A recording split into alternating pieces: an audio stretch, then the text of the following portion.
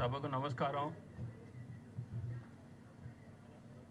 సరిగ్గా 50 ఏళ్ల క్రితం అంటే 1974వ సంవత్సరం మా నాన్నగారు మా దివంగత అన్నగారి పేరున శ్రీ నందమూరి రామకృష్ణ గారి జ్ఞాపకార్థం నిర్మాణ సంస్థ స్థాపించారు. అదే రామకృష్ణ సినీ స్టూడియోస్.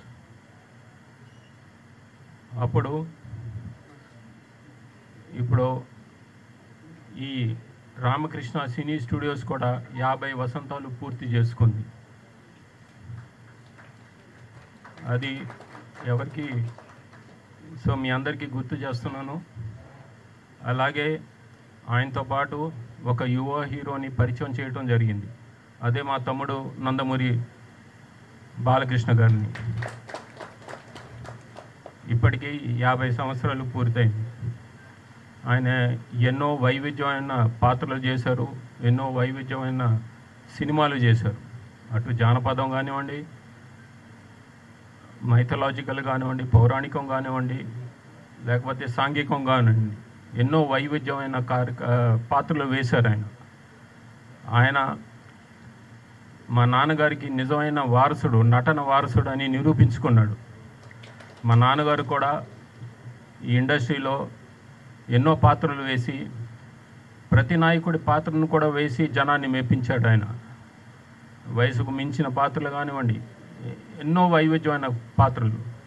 అలాగే మా తమ్ముడు బాలకృష్ణ కూడా అదే దారిలో ఆయన నటవారసుడిగా ఇప్పుడు ఆయన వేసిన పాత్రలు ఆయన ఒక్కడు తప్పితే వేరే నటుడు ఎవరు వేయలేరు. అంటే ఈ సాంఘికంలో కానివ్వండి, జానపదం, పౌరాణికం, ఎన్నో పాత్రలు వేశాడు ఆయన. నిరూపించుకున్నారు. ఆయనకు ఆయనే సాటని నిరూపించుకున్నారు. అలాగే రాజకీయంలో కానివ్వండి, మా నాన్నగారికి వారసుడిగా కూడా నిరూపించుకున్నారు. ఆయన హిందూపూర్లో హ్యాట్రిక్ విజయం సాధించారు. మా నాన్నగారు ప్రాతినిధ్యం వహించిన హిందూపూర్ మా అన్నగారు నందమూరి హరికృష్ణ గారు కూడా ప్రాతినిధ్యం వహించారు. ఇక మీకు అది సినిమా డైలాగ్గా చెప్పాలంటే, హిందూపూర్ గడ్డ నందమూరి అడ్డ అంటారు అది. సో ఆయన ఒక రాజకీయ దురంధరుడుగా కూడా నిరూపించుకున్నాడు. ఆయన సత్తా ఏంటో చాటారు. అలాగే సామాజిక సేవా కార్యక్రమంలో కానివ్వండి, ఆయన ఇప్పుడు ఆయన చైర్మన్గా ప్రాతినిధ్యం వహిస్తున్న క్యాన్సర్ హాస్పిటల్, అది అంచెలంచెలుగా ఎదిగి ఇప్పుడు దేశంలోనే అత్యుత్తమంగా పిలువబడే క్యాన్సర్ హాస్పిటల్గా పేరొందింది. ఆయన ఎన్నో సేవలు, సామాజిక సేవలు చేస్తున్నారు. సో ఇంకా ఎన్నో చెప్పాలి ఆయన గురించి.